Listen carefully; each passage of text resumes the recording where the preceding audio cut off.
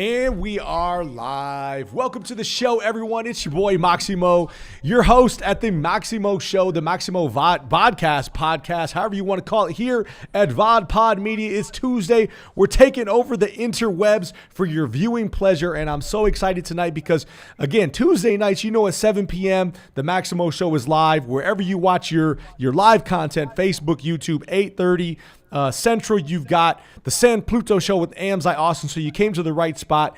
If you are watching anywhere on the internet right now, make sure you give us a like, comment, share. Let us know where you're watching from, because while I'm here in San Antonio, I've got my man Christopher Martin, a.k.a. The Fashion Plate, calling in from Atlanta, all the way from Atlanta. And I got to ask my brother, how you doing tonight, man? Man, Max, I am doing super fantastic. I appreciate you carving out some time on your show for little old me all the way in the ATL. Man, I'm super fantastic again, doing great, and overjoyed to be here on this Tuesday on your show. Absolutely. And it sounds like you're doing good. I know it's been a long time coming. You and I have been talking about hooking up, doing some work together, and I'm glad we could do it at least on this medium, but we know that there are future events that we're going to team up on. I can only imagine a silent disco party with you on the mics, with me on the mics. Tell me a little bit about these silent disco parties. So listen, folks, let me give you the quick intro, is that if you don't know Christopher Martin, you got to check him out. Google him. An accomplished actor, MC, host. He does a little bit of it all. Jack of all trades, master of some. And so Google him, look him up. But he hosts these silent disco parties all around the country. And how did you tell me about these shows, man? What's good with these? Hey, man, I appreciate you kicking off the conversation with the business, the silent headphone business. It's called Silence Activations, and this has been sweeping the country for a while. It's really gotten hot over the past 2 years, Max. And it's the silent headphone party. And the beauty of it is you've got 3 different stations, right? The blue, the red, and the green. And there are 3 different stations of music, everybody. And the premise is the person who loves hip hop can be with the person who loves rock, can be with the person who loves 80s. It's 3 different styles of music that you can switch through on the headphone and enjoy yourself. I got introduced to the business in 2017 with another company. And then 2019, me and my 2 business partners, Jonathan Colon, a.k.a. Captain Make It Happen, and Simon Rimmer, who we call the Big Dog. November 2019, we launched Silence Activations and have been very, very blessed to spread this silent vibe throughout the United States. We're based in Atlanta, but we have branches all over the country, man. And it's just people getting together, listening to music, dancing around, singing a la karaoke, and being able to switch through the music, look at your friend listening to something else, and then you guys getting on the same station, taking pictures, and then turning them all in. We clean them, charge them, and then we give them to somebody else to do the same thing. You know what I mean? So it's really been a great thing. I love to sing. I love to dance. I host these, get the crowd hyped, do the line dances and all of that great stuff that a host does. And one of the other things too about them, Max, is there's also 10-channel. The one I have right now are the 3-channel variety that we offer, but we also have 10-channel headphones that are more for seminars, disseminating information. The premise behind the 10 channels is you can have 10 different people in one establishment, or 6 or 8. You can use a varying number, but you can all have them speaking or giving a seminar, but it's all in your ears. That way you're not disturbing. There's no need for 8 different halls. So we just did a great big event in Austin, Texas, where you are. I know you're in San Antonio, but we were right up the highway. 1,000 headphone, 10-channel one for a great conference, IIEX North America. And just really, again, as I ramble on about them, you can see how passionate I am, but really great to be a part of this business and really fortunate. Yeah, it's fun, man, and that's innovative, right? We talk about a lot of things on the show. You and I were talking about that. I often heard that in terms of making money and in terms of carving your own lane in this country, that in order to make money, it ain't about saving, but it's about innovating. And if you're Right. innovating, if you're on that cutting edge and you're pushing the envelope, you've got a chance to do something great. And for your personality, for my personality, we out here shooting it. We out here doing it. We out here, pushing the envelope. So I'm proud of you for doing that. And you do a lot Right of on. different things, man. And so let me ask you, to wear all these different hats, right, to showcase your personality, how did you get started in this businesses of doing MCing and hosting and getting in front of people? I've seen you on the Right. mic, on camera, doing a lot of different things. Appreciate You've it. got an incredible personality, right? And you're showcasing all of your talents in a variety of different ways. I want to talk about the play in just a bit, but how did you get started? Yeah. What gave you the audacity, the courage to go out here and attack some of your dreams? I love the use of the word audacity. Oh, come on now. Because I study like that. I study the dictionary before we come on here. That's what I'm talking about, bringing that heat, Max. I got introduced into the entertainment world in a really strange way, so to speak. I grew up in Dallas, Texas, born and raised. Everybody knows Texas, a big football state. And I actually got a football scholarship out of Duncanville High School to Kansas State University, the old Big 8. And Max, when I went up there in 1987, I wanted to be a lawyer, took political science, and found out after like 8 classes, a month and a half, that we wasn't going to be no lawyer. Didn't agree with me. So my whole life dream of being a lawyer was now, being, shoveled away, pitched away, so to speak. And I didn't really know what I wanted to do. And I, was on football scholarship, partied that whole first semester, and ended up with about a 1.1 grade point average. And what I found out was at the end of my first season, I was redshirted. You go in front of the coach, and they got your grades, they got everything in front of you. And my coach, yeah, I'm just sitting there like end of the year meeting. I'm about to go home to Dallas. My first semester back, I'm gonna kick it, and that's when my coach literally, scathed me down to 3'3" and told me, if you're not going to graduate, you won't have no scholarship. You got to get your grade point average, Martin. What you've been doing all semester, God. And I was 17. I graduated when I was 17, so I also didn't know that meant my parents had to find out because I wasn't 18. So you can best believe when I touched down on that plane from Kansas and Dallas in 1987, my dad let me know. So to get to the story even more, what it amounted to is I had to find some classes my second semester that I could pass, so I could get my grade point average up. So I go back, Max, in January 1988. Looking through the college registrar. When you're on scholarship, they move you through. You don't have to wait in line. One of the great advantages of not being a regular student, and I'm not going to even let you, hide it. That was awesome. But so I'm looking through the registrar, buddy, and I see, gotta pass. And I saw the School of Journalism. And I'm looking, and I said, and it was like broadcast journalism, student will, do mock TV shows, learn about being a disc jockey, boom, boom, boom. It's like, next thing was like improv 1, improv 2, acting 1, the art of theater, blah, blah, blah. I'm like, dude, I can pass these, you know what I mean? And that's literally what it was. I took mass communications 1. I never will forget it because I've told the story 1,000 times. Mass communications 1, that's where I learned broadcast journalism initially. I took improv and I took acting. And I mean, that semester, I was the best student in the world. I had found out about the camcorder was on decks. They had a mock disc jockey booth, and then we had a campus radio station that I would eventually become a DJ on. And from there, Max, that started the whole love of being in front of people, being a ham, holding the mic, learning about acting. And what really jumped off first was the broadcast journalism. My scholarship, I didn't finish college. I ended up 3.5 years because the NCAA did eventually catch up with me. But because I had a love and found my passion, I went from there to a job at a local TV station like that because I stayed with a camera. I was that kid on campus who was like doing K-State campus days, and I'd be walking around and getting people and doing stupid interviews in front of the union. So that's where the love started, was in college. And I tell kids, young people a lot, I know you can say what you want about college, and yeah, you can find a different way, and this, that, and the third. But trust me, if you go there, you're gonna learn some life lessons, and you can find what you want to do, even if Yeah. you don't graduate. Because I found what I wanted to do.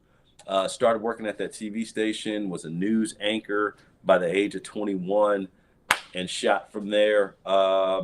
Left Kansas, went to St. Louis, was a disc jockey at Magic 108 FM, was the boy wonder there. And that's where doing, where you hear, Christopher Martin, the boy wonder. I'm out here at Sonic Burger. We're here from 1 to 3. You guys come down. I'm giving away gift cards. So and so is going to, you know what I mean? So that started, you know what I mean? And when you're out there like that, next thing you know, people are like, hey, do you host weddings? Can you host this, Yeah. corporate event? So that's where the hosting, live hosting, doing events came from, being a disc jockey and being a presence in and around St. Louis. Was always had the acting bug a little bit in there, but where the acting jumped off was kind of like discovered.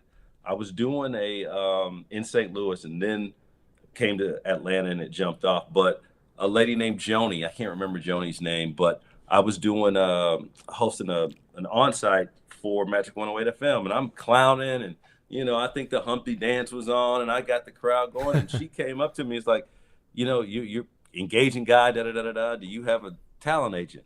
It's like, what? You're Talent like, agent? what? I ain't got no agent, lady. I've worked for Magic 108 FM. I'm boy wonder who you talking to. I don't even. She was like, I think you ought to call me. Like, you gotta, and you're engaging. What she saw was, she didn't know if I could act or whatever, but what she saw was you can engage people. Like, you got these people hopping around and doing everything, that somebody on the screen or can do. And that's where the training came. I got headshots, started doing commercials. Moved to Atlanta in 2009, Max, as I rattle on, after being in St. Louis and making some bookings, but it just wasn't LA. And at that point, Atlanta was growing, and never been one to have to be in LA. I'm from Texas, and Texas is everything to a Texan. So It's going funny. to We LA, always we have people from all over the country that call in to come on the show, and almost everyone Yeah. has a connection to Texas somehow. You were from Absolutely. here originally, football. We know how that goes. And so Texas is just one of those states, but it's interesting. I mean, what you're describing to me is kind of like that it factor, right? And it's a challenge because you got to straddle that line of being strong but not rude, and being kind but not weak, and or being a pushover, being bold but not a bully, all that stuff, right? Having Okay. the confidence but not overly confident, right? You wear Right. that well. You wear that very well. I appreciate right? that. You're not in here rattling off your resume. We have some people that come on and start telling me all the shows they did, all the films that they had a cameo in, and all those things. And we don't got to do that, per se, but we know you a Right. talented guy, right? And so you've got a little bit of it all. You mentioned Atlanta, so I've got to ask you, Yeah. what's going on in Atlanta? And I'm going to ask you that and pause for a second, because if you want to know what's happening in San Antonio, look, it's been raining all week in San Antonio. And when it rains in San Antonio, it turns into Armageddon. The whole city Really? shuts down. Nobody knows how to drive. You got accidents, slipping. People are slipping and sliding all over the road. So I want to give a shout out to our friends over at the Ophelia Law Firm, Ophelia Delgado Law. Listen, folks, if you've been in a car or a truck accident, somewhere slipping and sliding on these roads, you need to stop what you're doing right now and call Ophelia Delgado, the Delgado Law Firm. Consultations are free. Make sure you holler. Make sure you tell her that we sent you. You don't know what you might be entitled to. I got a friend, got into a car accident. He says, no, I'm just going to pay it. I said, don't do it. Call her first. You don't know what you're going to have to pay. You don't know those deductibles about to go through the roof. Call her first. So tell me real quick, what's the pulse? What's the temperature of the waters over there in Atlanta? Tell me what's really good out there. Let me just tell you this, and then I'll get to Atlanta. You describing the rain in San Antonio must be catching people here in Atlanta, because we got the same problem when it rains. Like, they lose their mind. Like, what are you Lose their doing? minds. Slow down. Like, what are you cutting in out of traffic for? So San Antonio, you aren't the only one. And the Delgado Law Firm, if you can take out of state money, I may have some business for you as well.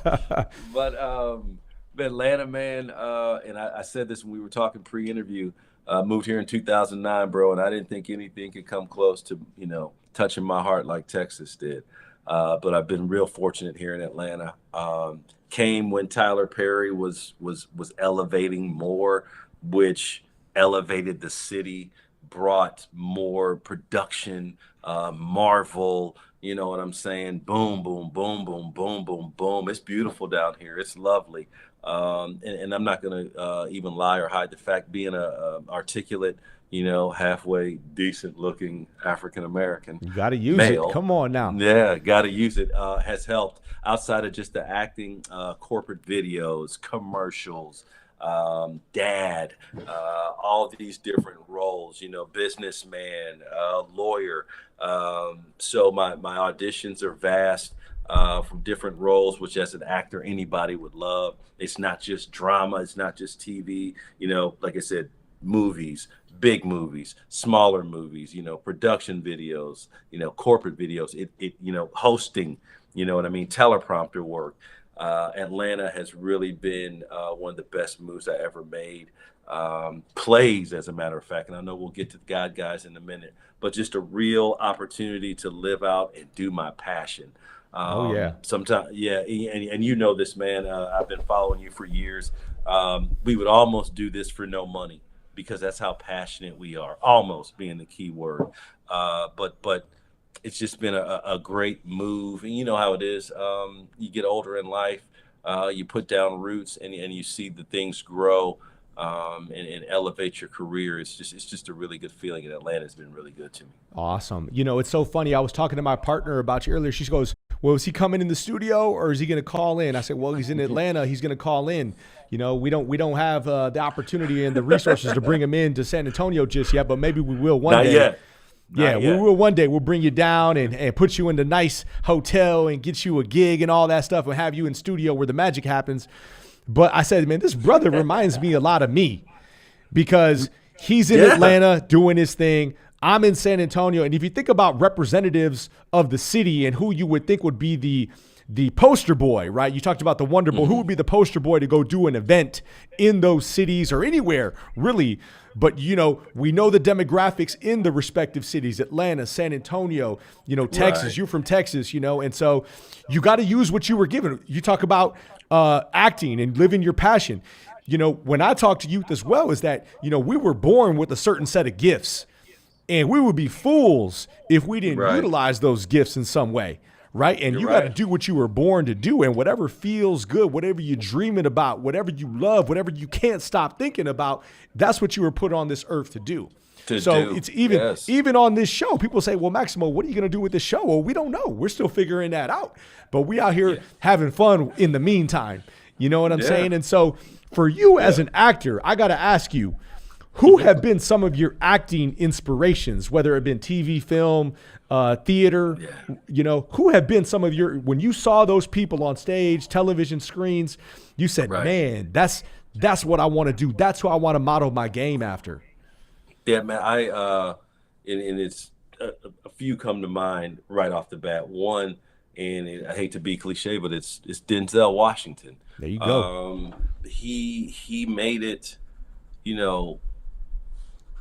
made it seem believable, that an actor can not only act but be the leading man, could be the boss, could be the A1 guy, and do it with grace, humility, no dumb stuff, no TMZ moments, no drunk driving stuff. You know what I mean? Did it, and walk the path where you like, man, if I do it like this, you know what I mean? This is what can happen, and not to mention just a beast on camera. When I saw Glory and what he did there, you know what I mean, was like, yeah, I wanna do what Denzel's doing. And like I said, it made me look at like, all right, hosting, because I thought it was all kind of the same.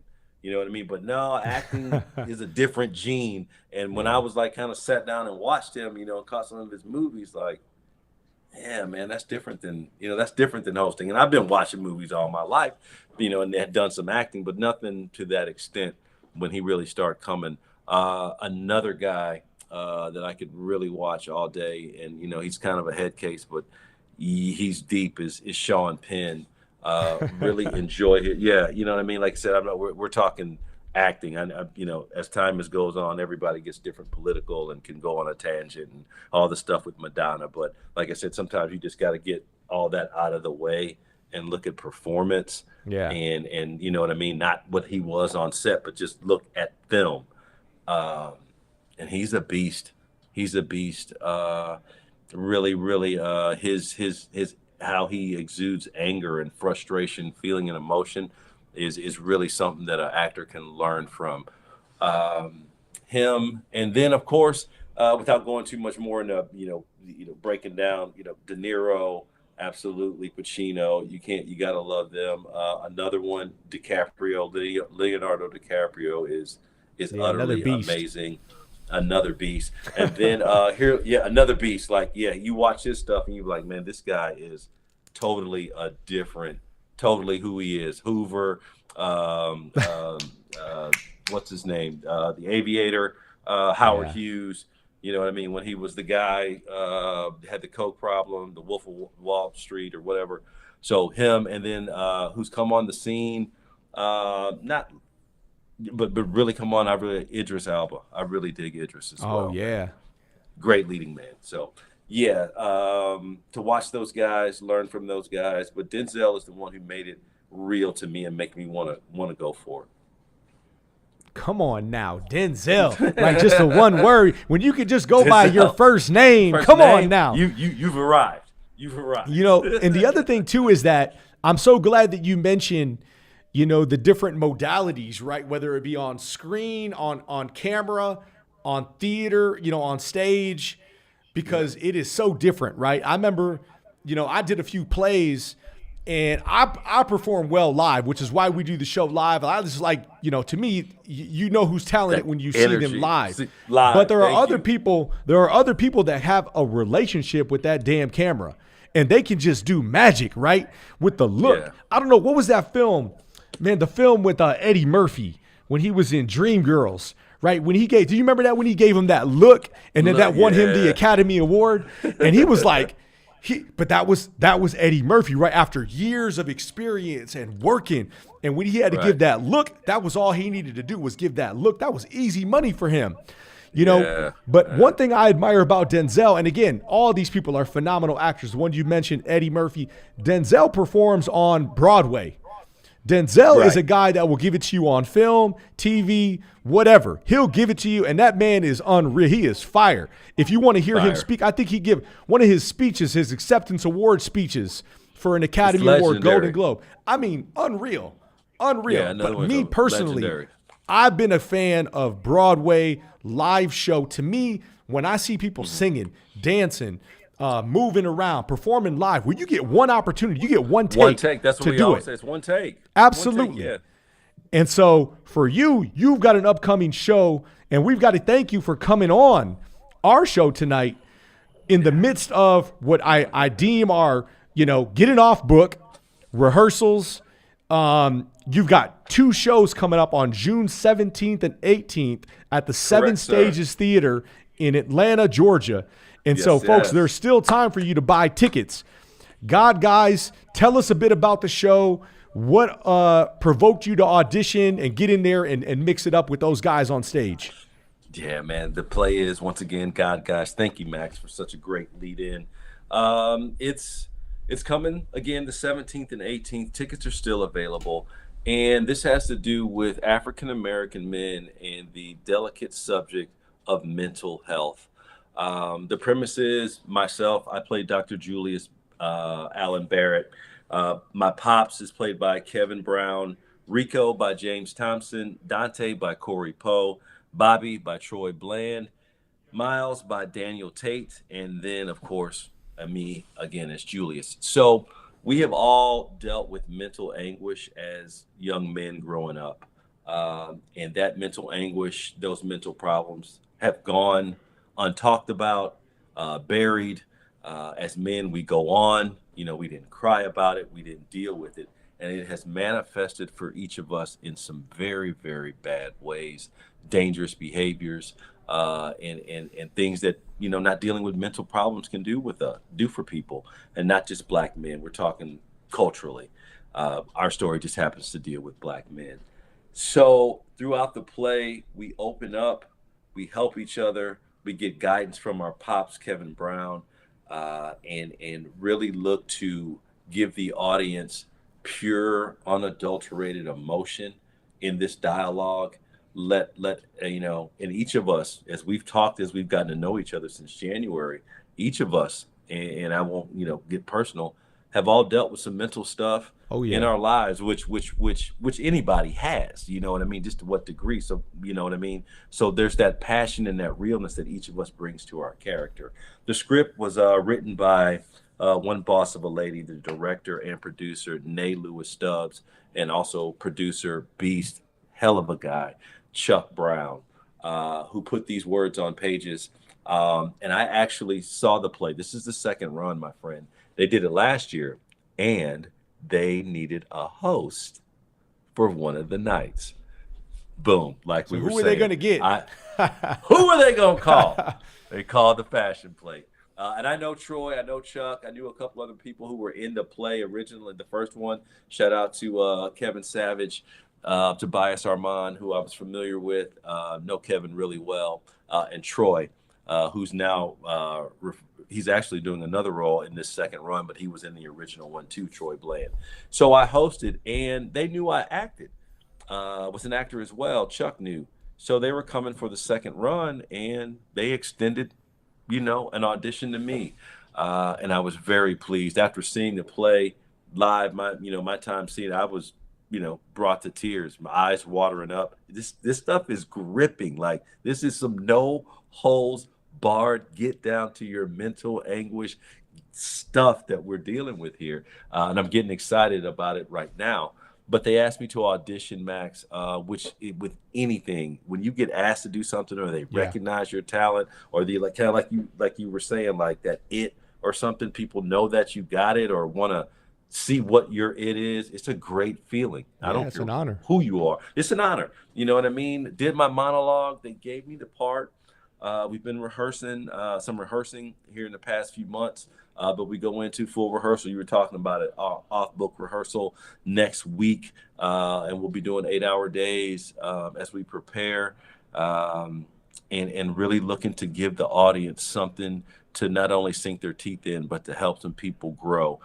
We opened up and did Q&A afterwards, and the Q&A, bro, last year was like, you know what I mean? Like, you just think people will ask, like, how was it to be the part?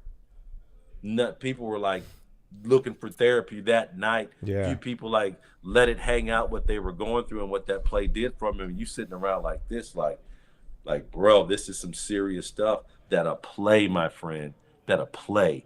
You know what I mean? Live, like you said, there's no cuts. It's raw. You're not going to get a chance to really, sit back through a commercial or whatever, because it's coming at you. Yeah, yeah. So the play is just a beautiful production. And like I said, we're dealing with mental illness, and to bring it, and then I'll let you jump back in, to bring it, real world. I mean, we live in this country. We see what's going on. Certain people, certain parties always talk about it's mental anguish when certain things happen, or mental disease. Well, if that's what you think it is, I would love to see you put some more effort and some more money into getting these people mental help then. You know what I mean? This stuff is not a game. People No. are suffering out here, and to throw this off, schlep it off, is not something that I'm a part of anymore. It took me a while to, not that I didn't think people suffered from it, but to really understand it, care more about it, and this has helped me take a look at myself, what I can do to help my fellow man, help this country, and people who are suffering from mental anguish. And I hope my part in this play does that. Man, I'm so happy to hear that, all of that. I'm glad that you shouted out all the brothers that are in the show. I'm glad that y'all are doing something as well, because, you guys, I can only imagine the talent that's going to be on stage. Y'all could be doing the regular tomfoolery that we see in our communities, right? I mean, we could be doing that, right? We could be on the show right now talking about, all the dumb stuff that we see on TMZ, on Wendy Williams, on, the regular gossip, talk shows. But we don't do that here. We come with some substance. And I'm so glad that y'all are talking about mental health. I like to believe that you cannot talk about health, You cannot talk about wellness. You cannot talk about fitness unless you're talking about mental health. And so we are huge advocates of mental health here on the show.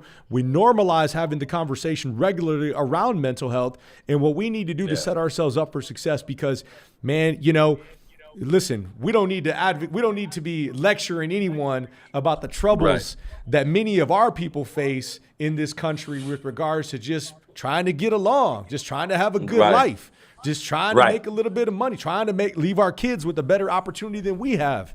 There's some real troublesome things happening out there, but I'm glad y'all are taking the time to shine the light on mental health, which affects men and men of color to the 10th degree, right? I don't have the statistics right in front of me, but it's a problem. It's a problem. And Nay, to shout her out again, and to have met her and built a really great friendship as we've started down this trek to get this play done. It was her passion and hearing her talk from a woman's perspective about wanting to help her fellow man and write this play that opened my eyes up again, like, man, maybe I'm not doing enough. You know what I mean? Like, what can I do? And like we were talking pre-interview, like, what's your stick or your thing? How can I figure out a way to help? I may not be the best speaker, or I may not, have the most money, but maybe I'll write a play about mental health.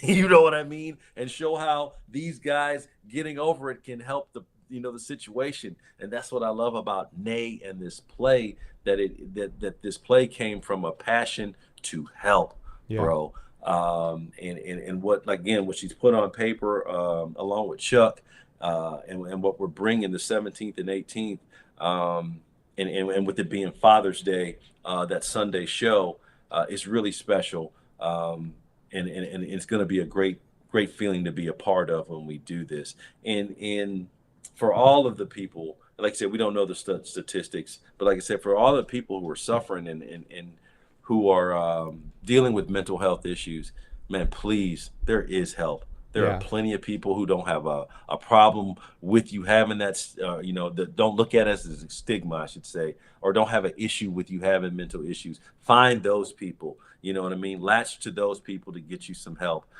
because help is out there. It really is, man. Yeah, and listen, we've got to thank all of our supporters, everyone that's continued to chime in, that watch our shows, that share the shows. We did a men's mental health show a couple of weeks ago. I'm going to send it to you, Christopher, and I'd like for you to watch Beautiful. it. Maybe you can send it to someone else, because sometimes other brothers need to hear guys like us talking about mental health. That's the thing that's going to push them over the edge to say, you know what, maybe I need to find my avenue or my stream for that sort of therapy, right? And again, there's a many forms of therapy. It's sitting down and talking with someone. Maybe it's going to yoga. Maybe it's going to the jungles of Peru and taking, ayahuasca, right? It's all of these things. There's a many of things that we could do to find that therapy to help heal our wounded selves. And, our people are deeply spiritual. Maybe it's going to church, right? Whatever it may be, right? And so there's so many avenues. I want to also, again, a shout out to all of our fans, our friends, our relatives that watch the show. Shout out to all the guys, gals, non-binary pals, but specifically the women that continue to put on for brothers like us. Because you mentioned there was a woman playwright. And how many times, brother, when we talk about we messed up, we did something bad, how many times is it that the women continue to lift us up and say, you know what, you're not going to fail. And we're going to lift you back up, and you're going to be that man, right? And we just got women that are continuing to go to bat for us. I'm reminded every day about the women that show up for us, right? And that give us the opportunity to say, no, we're not going to let you fail, right? And look, we'd be fools if we come on here and stunt like you and I were both perfect. Like you and I ain't done some things in our past, right? I mean, look, everybody makes mistakes. Everybody makes mistakes. Everybody's had, things that they may regret in life, right? That's how life is. That's how real. Genuine and authentic people are. Everyone's got things that they might not be too happy to put out on Front Street, and we ain't going to do all that. But what I'm saying is that You know, the women are continuously there to lift us up and give us a second, a third, a fourth, a fifth chance, right? And continue to be those men that they know we can be. We got to work together, you know? We do. It is about togetherness, man. Absolutely. I agree wholeheartedly. So let me ask you quickly to shift gears. What are you watching on Netflix right now? You know, not to catch you too off guard. No. I'm such an old head, man. I've been watching reruns of Seinfeld and of the Jeffersons. Hey, ain't nothing wrong with that. Yeah, but you know, and when you did, I was like, out of all the stuff on Netflix, all these new shows, new movies, I watch reruns. Well, that's all right, though, man. I love George Jefferson. Oh my God, I love George Jefferson. That's funny. My guy.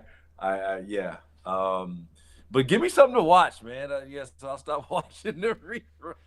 Well, if you're watching right now, folks, wherever you're watching from, go ahead and put in the comments your recommendations for the fashion plate to start watching on Netflix, Hulu, all the recommendations. Give us some good recommendations. We got to give a shout out to the producer owner here at VodPod Media, Gylan Jackson, for producing these squeaky clean streams. First Take, man, this show's been a perfect show tonight. And now let me ask you this. So Gylan, I shared with you, is like a tech guru. This guy knows everything about tech. He can tell you everything about this microphone right here. He'll tell you the history of the microphone, when it was created, how Michael Jackson recorded an album in 1989 on it, all that stuff. I'm a huge This Michael brother Jackson knows fan. everything about tech. We asked him earlier to do Chat GPT. Now, are you familiar with Chat GPT? Yeah, I've been keeping up with some of that stuff. Yeah, the whole AI and how you can, it'll spit out. So I asked him to go on Chat GPT and tell me who was the better wide receiver. Is it Randy Moss or Jerry Rice? Now, he hasn't done it yet, but I got to ask you, as a football guy, as somebody who is from those eras, you got to tell me right now. And let me tell you, if you go one way or the other, I'll say that you and I will still be friends no matter what answer you give me. So is it Jerry Rice or is it Randy Moss? That's easy. That's Jerry Rice, baby. Come on now. Rice Hey, hang up the phone. Hang up the phone on this guy. What? The San Francisco treat, baby. So we were talking about it earlier. We said on paper, Jerry Rice is that guy. But if you look at the big plays, if you look at the sizzle, Randy Moss is there to light that ass up. Time out. Go ahead. This is why I can't really get with people who don't remember the past or don't remember what they saw years ago. You talk about big play, big game, taking it to the house. That was Jerry Rice. Now, it may not have been a 70-yard pass in the air by Montana. He may have caught him on about a 15-yard, 30-yard streak. But Jerry was taking that puppy to the house. He has 215 TDs as a receiver. He's got over 20,000 yards. Hey, stop.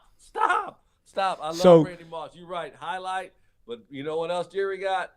3 of these. Yeah, you're right there. And that's the knock on LeBron too, but we ain't gonna go there. Now let me tell you, hold on. Before we go over there, let me tell you something.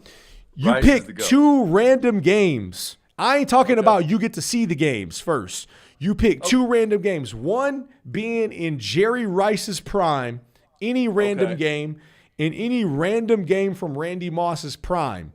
And you put both games on and you watch both games. And you tell me who is better.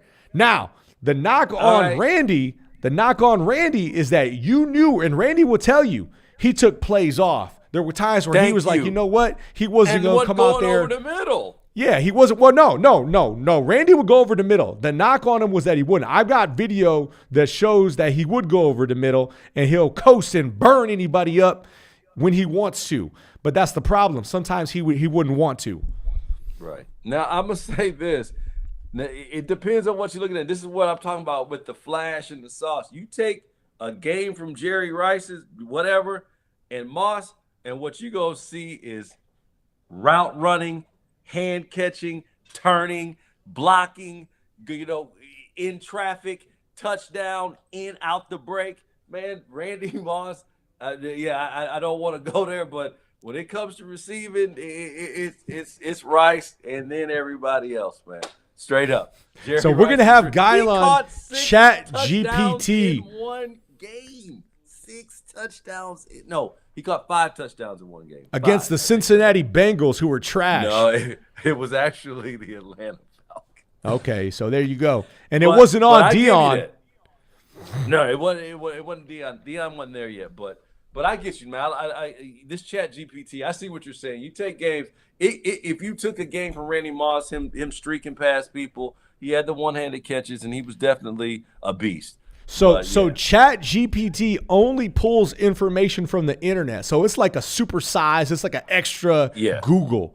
So if it takes all the stuff that people are talking about on this website, that website, this fact, that Right. fact, it factors them all in. What it'll probably tell us is that they're probably 1A, 1B sort of thing. I think they'll probably go with absolutely. Jerry given the championships. Right. But we're I gonna think so, find out. too. We're gonna make Gylon search Chat GPT because I don't know how to use it just yet. And this man is a Me tech either. guru. He's the Wizard of Oz. He's the man behind the curtain. This guy Gylon is. I don't have a clue with it either. Now, what were you saying about LeBron? Huh? I said the knock on LeBron is he don't got those rings. He don't got those that hardware because you were talking about the rings like some of these other legends do. Okay, well, see, this is the thing, and I don't think LeBron's the GOAT, but by the same token, I don't think he's 70,000 miles behind Jordan either. But LeBron does have 4 rings. I mean, the people think because he lost 6 times that he has no rings. You know what I mean? He's got 4. Yeah, He does yeah. have 4. People do like hating on LeBron. Yeah, I think man, he's sometimes an easy target because look at how they lost this year, and then he kind of just walks off the court, and it's like, would you remember Jordan like that, right? People will say, nah, Jordan would never walk off the court and just lose like that in a 7-game series, Yeah, So, and that's it's unfortunate. I mean, yeah, Jordan put it so far out there, but I hate and kind of like with even Brady, like why just because that guy doesn't have that mentality or that's not, you know what I mean? Right. That's Jordan. That's not, Kareem or Kareem was aloof. You know what I mean? But Magic was a nice guy. Magic was smiling, loved everybody. You know what I mean? Larry Bird was a jerk. You know what I Yeah. mean? But you know what I mean? So to compare these guys, like, well, he's not like so. Yeah, I get it, but yeah, I think LeBron does catch a lot of heat. It's the era that he lives in. We live in now that he came in the social media era. Trust me, if Jordan would have came through this era, all the stuff he was doing and blah blah blah, it'd have been out there too, or he'd have been just different eras, man. That's yeah, all. there's a lot to discuss. It's more so just, for fun talk, right? Oh, who's the Oh, best, yeah, who's the GOAT. We out here just It's shooting great stuff as debate. barbershop talk, Yes. It's the best, man. You gotta have it. I love And doing so we it. like mixing that in. But Chris, we got to thank you for coming on the show. We're getting here towards the end. We are going to let you get the final words, the closing thoughts for the good of the order and for all the viewers here. Appreciate it. We're going to have the long form of this up on YouTube, Facebook for the replay for all of your people to share and to watch.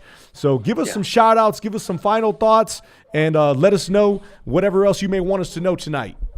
Right on, man. One more time, for those of you in Atlanta or may be coming in for the weekend of the 17th and 18th, if you can, get to 7 stages and little 5 points. Grab you a ticket to God, guys. The play will be starting at 7 o'clock each night.